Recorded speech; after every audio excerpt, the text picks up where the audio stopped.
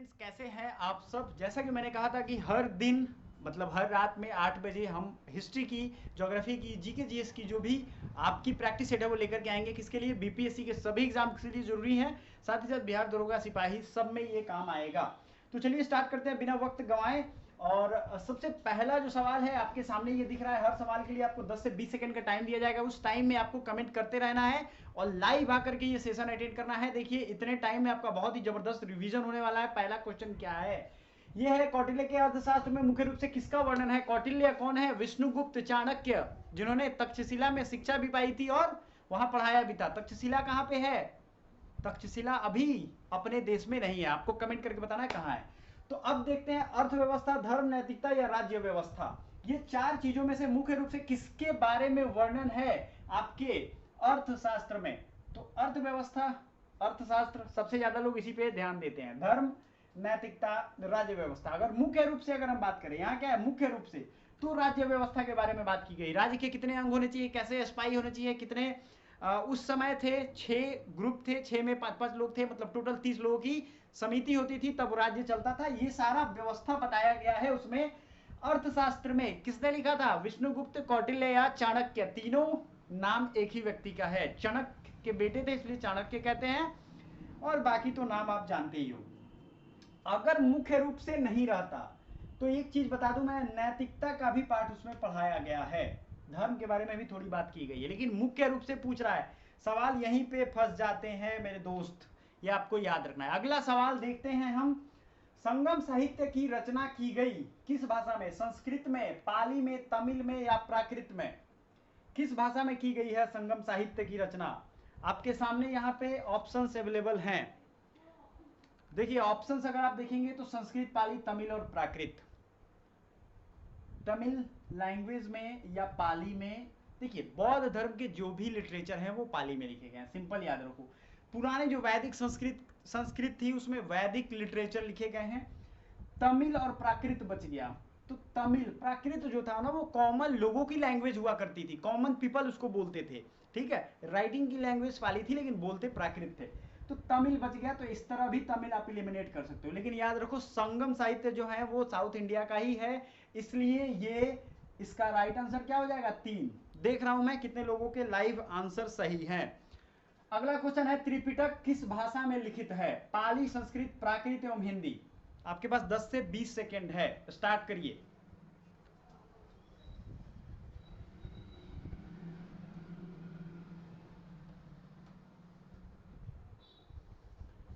बताइए। तो इसमें त्रिपिटक जो है पाली, संस्कृत, प्राकृत या हिंदी, तो ये पाली में है। त्रिपिटक किसमें है? बौद्ध धर्म या जैन धर्म? बौद्ध में, राइट। तो आपको ये ध्यान रखना है त्रिपिटक का इंपॉर्टेंस क्या है। बुद्ध, धम्म और संघ, ये सब चीजें भूलना मत। डिटेल पढ़ेंगे तो हम लोग सब कुछ पढ़ेंगे।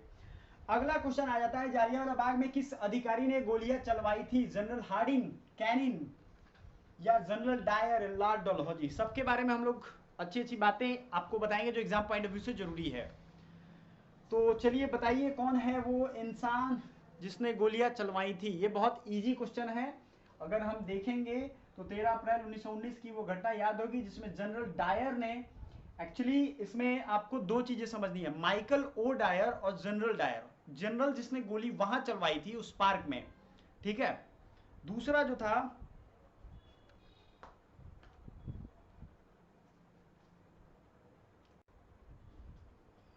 तो जनरल माइकल ओ डायर वहां के क्या थे? डिस्ट्रिक्ट कलेक्टर हुआ करते थे उस रीजन के, लेकिन जो जनरल डायर थे उन्होंने गोली चलवाई थी। ये तो आपको पता ही होगा, वैसाखी का दिन है। वहां पे डॉक्टर सैफुद्दीन कुछ किचलू और एक और क्रांतिकारी थे, उनके गिरफ्तारी के विरोध में अभियान चलाया जा रहा था। तो गांधी जी उस समय तक आ चुके थे भारत में, तो जनरल डायर हो जाएंगे। अब बात करते हैं जनरल हार्डिंग, कैनिंग और लॉर्ड डलहौजी। डलहौजी की हड़प नीति आप जानते हो, 1857 की क्रांति का मुख्य कारण अगर देखें तो यही था, ये हड़प लेता था, हड़पू आदमी था। हर जगह कुछ हड़पू लोग होते हैं, वो हड़प मारते हैं। तो ये उस समय अंग्रेजों का हड़पू था, ये हड़प लेता था, ठीक है। किसी किसी बहाना को लेकर के, जैसे किसी के पास बच्चा नहीं है, उनकी वारिस नहीं है, तो ये हड़प लेता था। उसी तरीके की बात थी। जनरल डायर कौन था? आपने देख लिया है। अगला है कैनिंग। कैनिंग की अगर बात करें, लॉर्ड कैनिंग, लॉर्ड कैनिंग कौन था बताइए, 1857 की क्रांति के बाद याद करिए इसका रोल। उसके बाद आता है जनरल हार्डिंग। एक्चुअली ये लॉर्ड हार्डिंग है, 1912 में इन पे हमला हुआ था पुरानी दिल्ली में, हाथी से ये जा रहे थे। तो उस दौरान आगे बढ़ते हैं हम क्वेश्चन की तरफ, और फिर से आपके सामने ये अगला सवाल आएगा।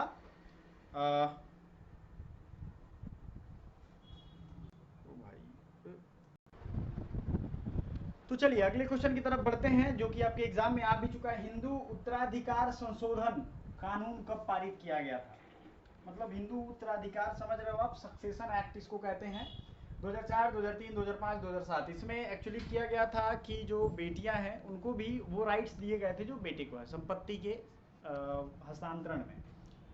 इसके अनुसार अगर हम बात करें तो उतना ही हिस्सा करना है संपत्ति का जितना बेटों के लिए किया जा रहा है। तो ये कानून कब आया था? आपके एग्जाम में पूछा गया, 2005 में ये एक्ट आ चुका है।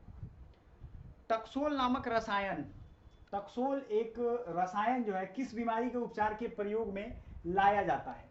कैंसर, टाइफाइड, मलेरिया और डेंगू। ये चार ऑप्शन है, या तो कैंसर होगा, टाइफाइड होगा, मलेरिया होगा या डेंगू होगा। मलेरिया में सिनकोना का छाल यूज होता है, आपको मालूम ही है।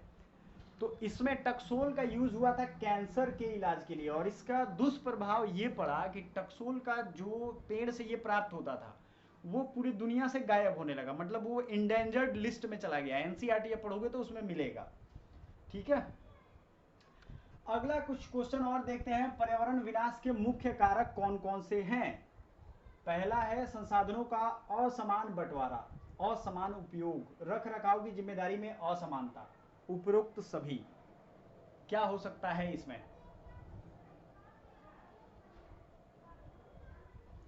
इसका राइट आंसर सब है। देखो संसाधन का असमान बंटवारा तो है, कहीं पर्वत पहाड़ नाला ढेर सारा पानी है, कहीं सूखा पड़ा है, तो पहली चीज है। दूसरा असमान उपयोग, जो अमीर लोग हैं वो पानी का ज्यादा इस्तेमाल करते हैं और गरीबों को पीने के लिए भी नहीं है। तीसरा है रख रखाव की जिम्मेदारी में असमानता, मतलब अब उसको रख कैसे रहे हैं? पानी तो साफ है, कहीं स्टोर करने की सुविधा नहीं है क्योंकि पहाड़ों से आ रहा है, बीच में जो स्टोर करने जाएगा वो खुद स्टोर बन जाएगा, तो वो एक दिक्कत है। तो ये सारे इसके कारक होंगे। आगे बढ़ते हैं। अब ये भी क्वेश्चन आपके एग्जाम में आ चुका है। भारत में लगभग कितने प्राकृतिक वन समाप्त हो चुके हैं? 1/3, 2/3, 3/3 या 1/2 से अधिक प्राकृतिक वन जो थे इंडिया में पहले ज्यादा थे। ये तो आपने अपने घर के अगल बगल देखा ही होगा। तो मेरे कहने का जो मतलब है वो कितने अभी समाप्त हो चुके हैं? 1/3 से ज्यादा, मतलब 33% से ज्यादा ये समाप्त हो चुका है। देखिए हमारे पास हिस्ट्री की ढेर सारी प्रैक्टिस सेट पहले से भी अवेलेबल है, थोड़ी पुरानी है लेकिन आपके काम की है, तो आपको देखना चाहिए। मैंग्रोव क्षेत्र कितने प्रतिशत लुप्त हो चुका है? मैंग्रोव क्या होता है? दलदली भूमि, आप समझ रहे हो। तो ये कितने प्रतिशत लुप्त हो चुके हैं अभी तक? मैंग्रोव 30% तक गायब हो गए, मतलब पहले जितना था उसमें से 30% गायब हो गया। मान लो 2 लाख हेक्टेयर में था तो उसका 60,000 निकाल दो, अब 1,40,000 ही बचा है, ठीक है। ये फॉरेस्ट सर्वे में हमने पढ़ा था, इसलिए टेंशन आपको नहीं लेना है। चिपको आंदोलन क्या है? चिपको आंदोलन की अगर हम बात करें तो पेड़ों की कटाई रोकना इसका उद्देश्य था, या अधिक से अधिक पेड़ लगाना, पेड़ों की सुरक्षा, या इनमें से कोई नहीं। ठीक है, चिपको आंदोलन क्या है बताइए। इन 4 ऑप्शंस में से आपको क्या लग रहा है सबसे ज्यादा? पेड़ों की कटाई को रोकने के लिए सुंदरलाल बहुगुणा गढ़वाली व्यक्ति थे, उन्होंने ये शुरू किया था। अगला क्वेश्चन देख लेते हैं। अगला क्वेश्चन ये है कि निम्नलिखित राजवंशों में से किसका उल्लेख संगम साहित्य में नहीं हुआ है? कदंब, चेर, चोल और पांड्य। तो ये है कौन सा? कदंब वंश का उल्लेख संगम साहित्य में नहीं हुआ है। क्यों? चोल, चेर, पांड्य। अब इन तीनों का निशान याद रखना है। चोल का क्या था? शेर था। चेर का क्या था? और पांडे का क्या था? तो देखो पांडे का याद रखना मछली था, पांडे जी मछली खाते हैं। चेर का बो था, धनुष था, ठीक है। तीनों के निशान आपको याद रखने हैं। ये कहाँ ये सब जानकारियां मिलती हैं? जैसे हमारे उत्तर भारत की जो भी चीजें हैं संस्कृत में लिखी गई, वैदिक संस्कृत में, तो वो वेदों में, पुराणों में, महाभारत रामायण में थोड़ी थोड़ा जिक्र मिल जाता है, लेकिन इसका जिक्र जो है वो तीनों का, चेर, चोल और पांड्य का मिल जाता है संगम साहित्य में, नहीं किसका मिलता है, कदम्ब का। चलो भैया आगे बढ़ते हैं। मुद्रा राक्षस का लेखक निम्न में से कौन है? अश्वघोष, कालिदास, विशाखदत्त या भास? 4 ऑप्शन है आपके पास। इन चारों ऑप्शन पे जरा गौर फरमाइए, अश्वघोष, कालिदास, विशाखदत्त या भास। मुद्रा राक्षस के लेखक कौन है? विशाखदत्त। कंफ्यूजन हो जाता है कालिदास में, लेकिन मैं समझ रहा हूं ये भी आपने आई थिंक सही किया है। वीडियो को लाइक भी करिएगा। अगला है कुमार संभवम महाकाव्य किस कवि ने लिखा है? कुमार संभवम, मेघदूतम, रघुवंशम, इस तरीके का जो भी है ये सब महाकाव्य हैं। बड़े बड़े यूनिवर्सिटी में इन पे रिसर्च होती हैं, बच्चों के सिलेबस में है, मेन सिलेबस में, मतलब एक सेमेस्टर ये पूरा एक महाकाव्य पढ़ाया जाता है, तो आप इसकी इंपॉर्टेंस समझ सकते हो। बाणभट्ट, चंद्रवरदाई, कालिदास, हरिसेन। हरिसेन किसका राजकवि था? किसका राजकवि था बताइए? हरिसेन नाम सुना होगा आपने।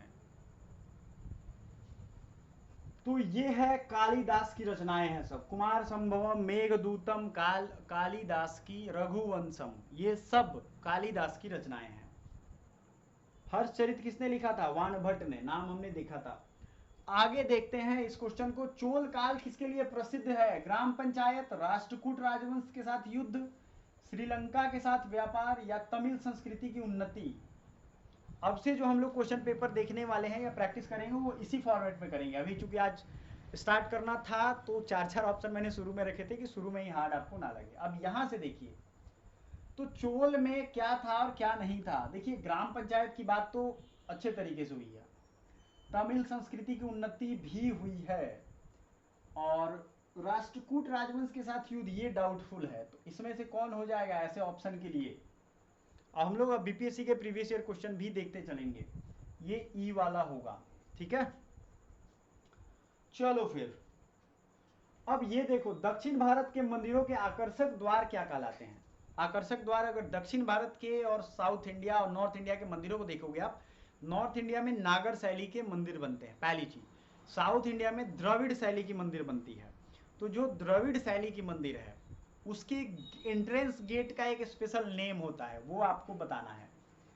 शिखर, देवालय, गोपुरम या मंडपम, या उपर्युक्त में से कोई नहीं, या उपर्युक्त में से एक से अधिक। बताइए कौन है भाई? मैं हट जाता हूं, जरा क्वेश्चन को प्यार से देखिए।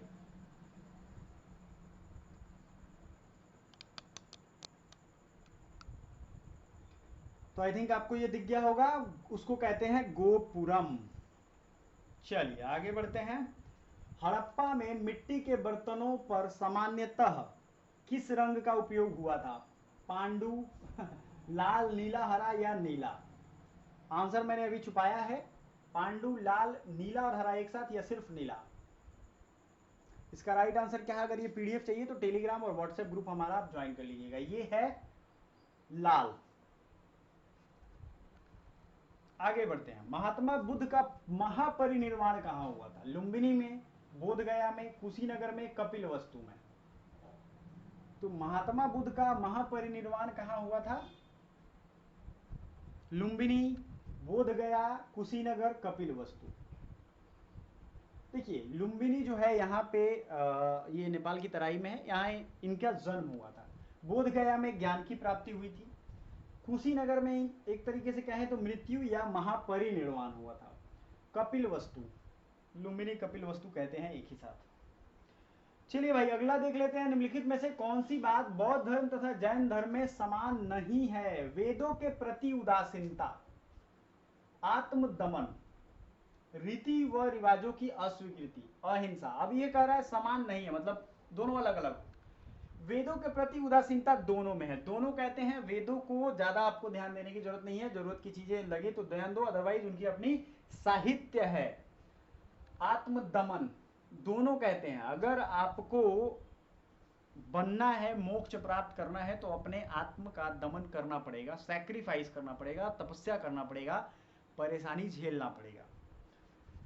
अहिंसा भी दोनों कहते हैं। रीति व रिवाजों की अस्वीकृति, ये भी कहते हैं कि अगर आप रीति रिवाज अस्वीकृत नहीं करोगे तो फिर ये मोह माया में फंसे रहोगे। अब इन चारों ऑप्शन को देखने से तो ऐसा लग रहा है कि ये बी वाला भी होगा, लेकिन आत्मदमन का मतलब समझो। जैन धर्म में आत्मदमन ज्यादा दिखाया गया है, बौद्ध धर्म में ऐसा नहीं दिखाया गया है। बौद्ध धर्म क्या करता है, मोक्ष की तरफ बढ़ो, लेकिन जैन धर्म करता है क्या, श्रवण बेल गोला याद रखिए, जिसमें जाते हैं जैन और उसको संलेखना पद्धति कहते हैं, भूखे रह के अपने जान देने की कला। मतलब वो लोग भूखे रहते हैं तब तक जब तक प्राण न छूट जाए। तो ये इसमें ज्यादा है जैन धर्म में, बौद्ध में ऐसा नहीं है। ठीक है, आप इस रास्ते पे चलेंगे खुद ब खुद मोक्ष मिल जाएगा। तो ये आत्मदमन जो है ये इसका सबसे करेक्ट आंसर होगा, क्योंकि यही दोनों में समान नहीं है, अलग अलग लेवल के हैं, दोनों में एक लेवल के नहीं हैं। आगे बढ़ते हैं। विश्व का पहला गणतंत्र वैशाली में किसके द्वारा स्थापित किया गया था? कौन सा ऐसा व्यक्ति था भाई? मौर्य, नंद, लिच्छवी या गुप्त? आपको मालूम होना चाहिए, मौर्य चंद्रगुप्त मौर्य वाला है, नंद महापद्म नंद और धनानंद, फिर लिच्छवी, गुप्त। गुप्त काल बाद में आया, ईसा मसीह के बाद। तो लिच्छवियों का ये गढ़ था वैशाली, जिसमें गणतंत्र की सबसे पहली राजधानी या एग्जाम्पल अगर पूरे दुनिया में कहीं माना जाता है डेमोक्रेसी का, तो ये यही माना जाता है। चलो भैया, इंडिका का लेखक कौन था? आपके सामने अगला सवाल, इंडिका क्या है ये? इंडिका किसने लिखा था? विष्णुगुप्त, डायमेकस, मेगास्थनीज, प्लिनी। बड़ा फेमस क्वेश्चन है ये, मेगास्थनीज ने लिखा था। मेगास्थनीज ने अपने इंडियन सोसाइटी, उस समय के सोसाइटी को 7 वर्गों में बांटा था, समझ रहे हो आप? तो ये एक बड़ी बात हो गई। अब बात करते हैं प्लिनी। प्लिनी ने जो किताब लिखा था उसका नाम था नेचुरल हिस्ट्री। आगे बढ़ते हैं। डायमेकस, ये एक्चुअली जो सिकंदर आया था उसके बाद ये लोग इर्द गिर्द रहते रहे हमेशा। विष्णुगुप्त को तो आप जानते ही हो, चाणक्य कहते हैं। पहला क्वेश्चन हमने पढ़ा है। तो अब जो है आपको जो सवाल मैं अब आखिरी में पूछने वाला हूं, ये विष्णुगुप्त ने कौन सी किताब लिखी थी, ये आपको खुद ब खुद कमेंट करके बताना है हमसे। ठीक है, कोई भी क्वेरी हो जरूर पूछिएगा। Thank you so much.